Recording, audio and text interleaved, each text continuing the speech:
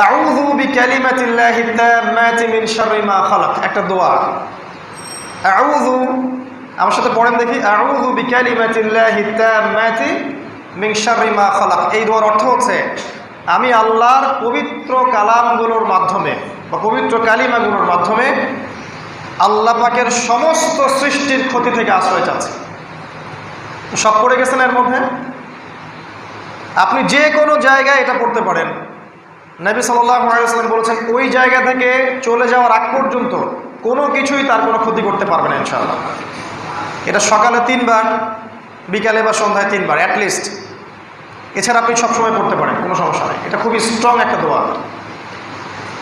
আরেকটা হচ্ছে বিসমিল্লাহিল্লাযী লা ইয়াদুররু মা'a ইসমিহি শাইউন ফিল আরদি ওয়ালা ফিস সামা ওয়া হুয়াস সামিউল আলিম। বিসমিল্লাহিল্লাযী, আমি আল্লাহর নাম নিচ্ছি, যার নাম নিলে লা ইয়াদুররু, কোনো ক্ষতি করতে পারে না, শাইউন ফিল আরদি ওয়ালা ফিস সামা, এই জমিনের কোনো কিছু বা আসমানের কোনো কিছু, ওয়া হুয়াস সামিউল আলিম, তিনি সব কিছু শোনেন এবং সব কিছু জানেন। সকালে সন্ধ্যায় 3 বার 3 বার।